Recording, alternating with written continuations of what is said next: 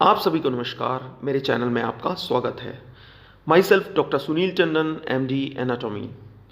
Dear friends, today's topic is anatomy of kidney part 4। जैसे कि हम जानते हैं, किडनी एक इम्पॉर्टेंट ऑर्गन है। It has clinical importance. तो आज के लेक्चर में हम इसके बेसिक्स पॉइंट को जो है क्लिनिकल एनाटॉमी का जो है डिस्कस करेंगे। अगर आप मेरे चैनल में नए हैं तो मुझे सब्सक्राइब करें और लेक्चर पसंद आए तो लेक्चर शेयर करें। Let's start the class.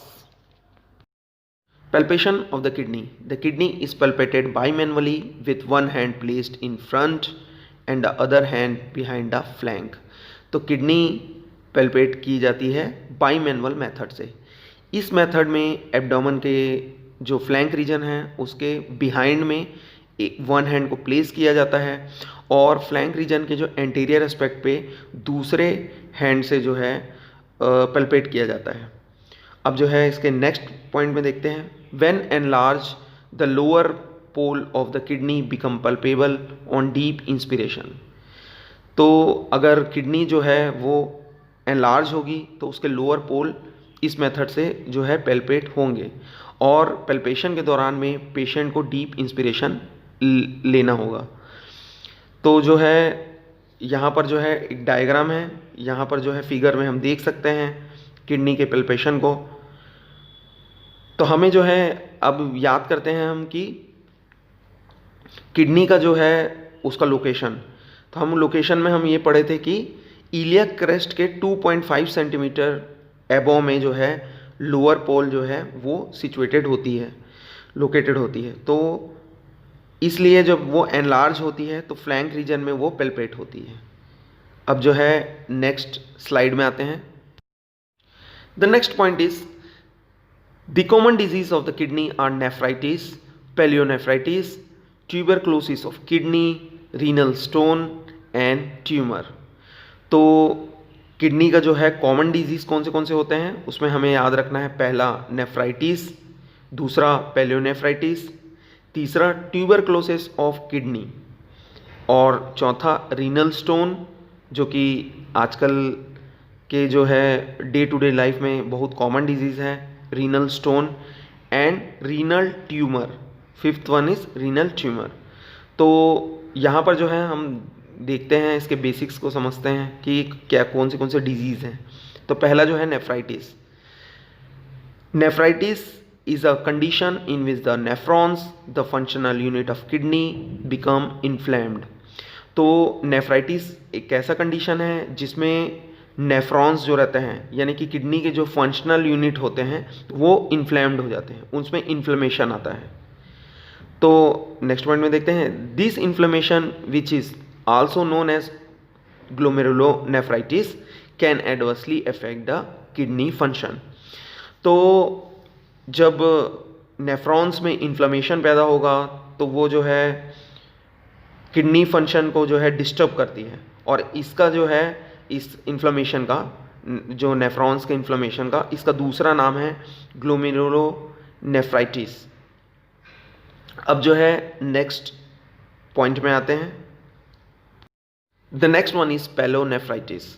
Pyelonephritis is inflammation of the kidney typically due to a bacterial infection. तो पैलियोनेफ्राइटिस जो है वो इन्फ्लेमेशन है किडनी का और वो किसकी वजह से होता है, उसका कॉज है बैक्टीरियल इन्फेक्शन की वजह से। The next point is symptom most often included fever and a flank tenderness. तो इसमें जो है सिम्टम पाया जाएगा, इसमें सिम्टम्स, उसमें जो है पेशेंट को फीवर होगा, इसके साथ फ्लैंक रीजन में टेंडरनेस होगा। तो जो है जैसे कि हम जानते हैं कि हम जो किडनी का जो पल्पेट भी करते हैं वो फ्लैंक रीजन में करते हैं, तो वहाँ पर जो इन्फ्लेमेशन की वजह से वहाँ पर टेंडरनेस पैदा होगी। अदर सिम्टम में included nausea, burning with urination and frequent urination.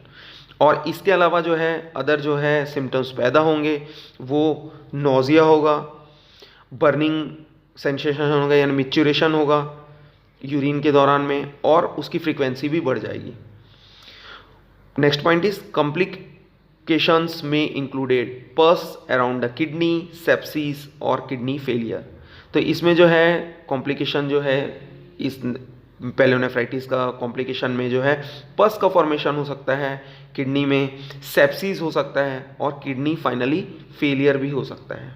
अब जो है नेक्स्ट स्लाइड में आते हैं। The next point is renal involvement by a TB infection is under diagnostic in most health care center। यानी कि रीनल पैथोलॉजी में जो है ये ट्यूबरक्लोसिस ऑफ किडनी जो है वो मोस्ट कॉमन है। अब देखते हैं इसके आगे। Most patient with renal TB has sterile pyuria which can be complain by microscopic haematuria. तो इसमें जो है कॉमन सिम्टम क्या पैदा होगा पेशेंट में जो है वो उसके यूरिन में जो है वो पस फॉर्म होगा, मतलब देखने के लिए मिलेगा माइक्रोस्कोपिक डायग्नोस्टिक में। इसके साथ में हेमिचूरिया यानी कि यूरिन में ब्लड आना। इसके साथ में जो है नेक्स्ट पॉइंट देखते हैं। The diagnosis of urinary tract TB is based on the finding of pyuria in the absence of a common bacterial infection.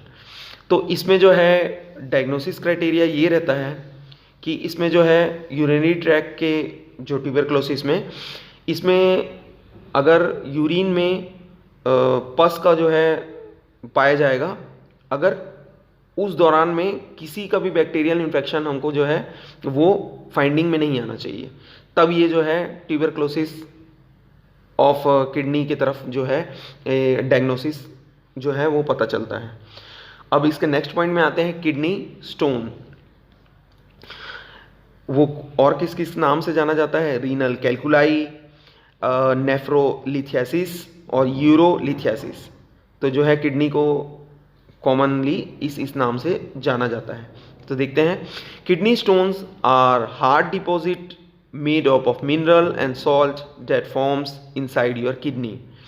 तो किडनी स्टोन किस वजह से होता है? उस मिनरल्स और सॉल्ट जो है वो डिपॉजिट होने लगते हैं और एक फॉर्म कर लेते हैं स्टोन जैसा, और वो किडनी में फॉर्म होता है। The next one is renal tumour. A renal mass or tumour is an abnormal growth in the kidney. Some renal masses are benign non cancerous and some are malignant cancerous. तो जो renal tumour है वो एक abnormal growth है kidney का, मतलब kidney अपने normal size से जो है बढ़ जाता है। और ये जो है कैसा हो सकता है? ये जो ग्रोथ है ये नॉन कैंसरस भी हो सकता है, वो जो है मैनिंग कहलाएगा, और जो है कैंसरस जो रहेगा वो जो है मैलिग्नेंट कहलाएगा। तो हमें जो याद रखना है कि रीनल ट्यूमर जो है दो प्रकार का होता है, एक बेनिंग भी होता है और एक मैलिग्नेंट भी होता है। तो यहाँ पर जो है नीचे के फिगर में हम देख सकते हैं, ये जो है रीनल ट्यूमर है, इसमें एबनॉर्मल ग्रोथ हुआ है, तो नॉर्मल साइज से जो है ये एनलार्ज हो जाता है। अब जो है नेक्स्ट स्लाइड में आते हैं। The next point is kidney transplantation. तो देखते हैं पॉइंट में। Common manifestation of the kidney disease are renal oedema and hypertension. तो हमें जो है किडनी डिजीज़ में जो है कॉमनली क्या देखने के लिए मिलता है? रीनल एडिमा यानी कि किडनी में स्वेलिंग, इसके साथ हाइपरटेंशन भी जो है देखने के लिए मिलता है। Next point is raised blood urea indicate suppressed kidney function and renal failure. तो इसमें जो है फाइंडिंग्स में देखेंगे तो हमको क्या देखने के लिए मिलेगा?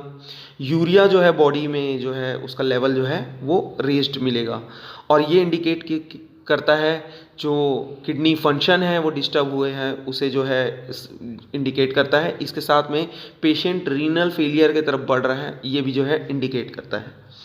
अब इसके जो है नेक्स्ट पॉइंट में देखते हैं। Kidney transplantation can be done in selected cases. तो ऐसे कंडीशन में जब रीनल फेलियर होने लगता है तो इसमें किडनी ट्रांसप्लांट करते हैं। तो नीचे के जो है फिगर में हम देख सकते हैं, इसमें एक डोनर, फर्स्ट वाला जो है वो डोनर का जो है वो फिगर है। इसमें जो है किडनी को जो है आर्टरी और वेन्स के साथ और यूरेटर के साथ में जो है कट किया जाता है, और एक हेल्दी बॉडी से पेशेंट के बॉडी में जो है उसको ट्रांसप्लांट किया जाता है, और उसे जो है उसके यूरेटर से जोड़ दिया जाता है। तो यहाँ पर जो है देख सकते हैं हम।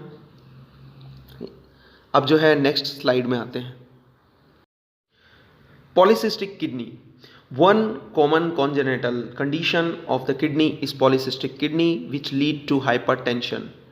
तो ये एक congenital heart disease है पॉलीसिस्टिक किडनी, और इस कंडीशन में जो है हाइपरटेंशन जो है वो कंडीशन देखने के लिए मिलती है।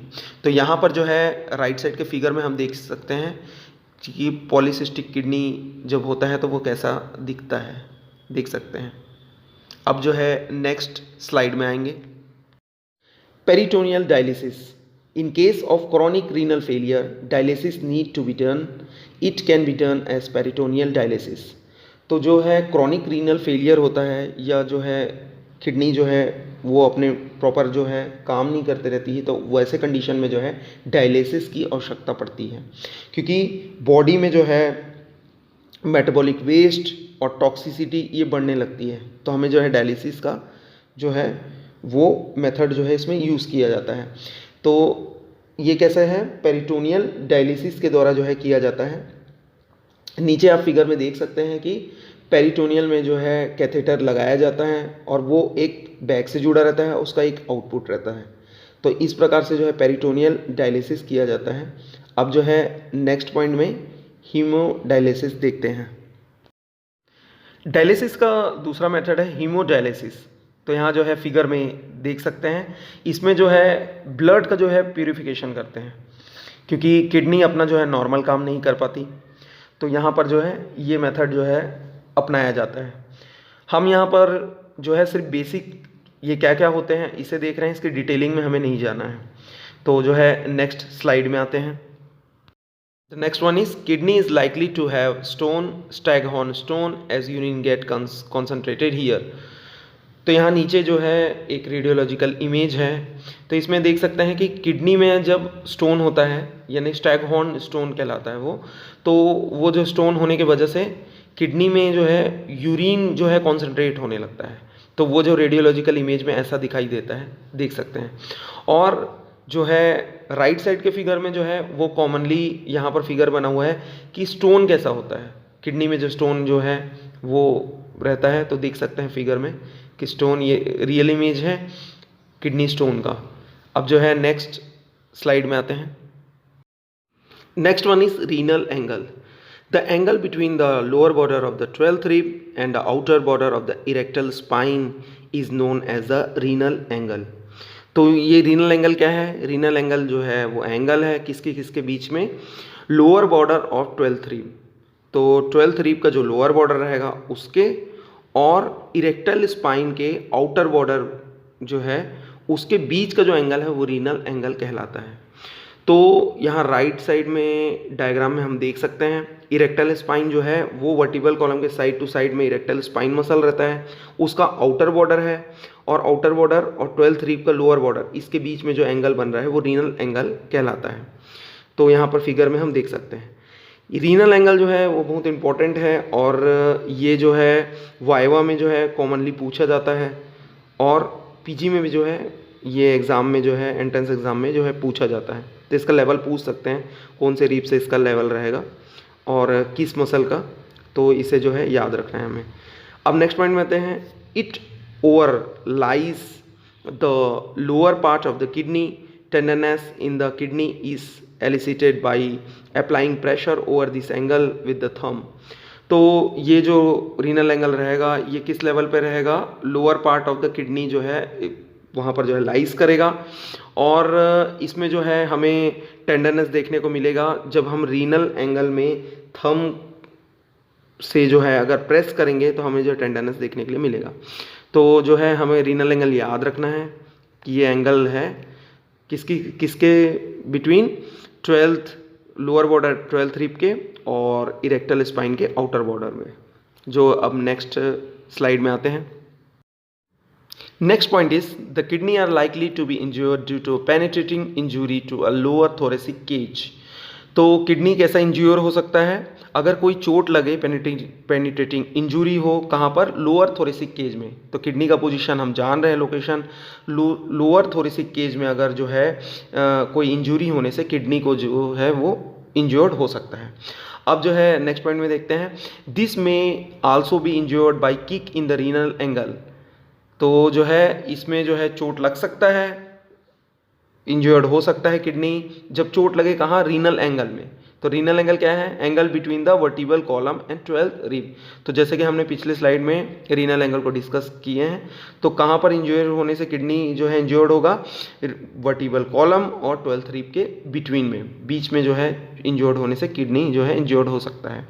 अब जो है नेक्स्ट पॉइंट में आते हैं। A floating kidney can move up and down with the renal fascia but not the side to side. तो जो फ्लोटिंग किडनी एक कंडीशन है, फ्लोटिंग जिसे नेफ्रोप्टोसिस भी कहते हैं, नेफ्रोप्टोसिस भी कहते हैं इसमें। तो जो है फ्लोटिंग किडनी जो है वो उस फ्लोटिंग किडनी के कंडीशन में जो है रीनल फेसिया हम पढ़े हैं, रीनल फेसिया के से जो है वो ऊपर और नीचे अप एंड डाउन जो है मूवमेंट होगा किडनी का, लेकिन साइड टू साइड नहीं होगा, साइड टू साइड नहीं देखा जाएगा, अप एंड डाउन होगा। तो ये फ्लोटिंग कंडीशन जो रेयर कंडीशन है पेशेंट में देखने के लिए मिलता है। इसमें जो है किडनी जो है वो जब पेशेंट जो रहता है वो नॉर्मली जब स्टैंडिंग पोजीशन पे जाता है तो किडनी जो है नीचे आती है, 2 वर्टिबल कॉलम नीचे तक के मूव करती है, तो उसी को जो है फ्लोटिंग किडनी बोलते हैं। और इसमें जो है फ्लोटिंग किडनी में जो किडनी मूव करता है अप एंड डाउन। तो फ्रेंड्स, हमने जो है किडनी के डिटेल स्टडी पूरा डिस्कशन जो है कर चुके हैं। अब जो है नेक्स्ट लेक्चर में हम एक इम्पॉर्टेंट टॉपिक के साथ में फिर मुलाकात होगी हमारी। अगर आज का लेक्चर पसंद आया हो तो लाइक करें, शेयर करें। वीडियो देखने के लिए आपका बहुत बहुत धन्यवाद। नमस्कार।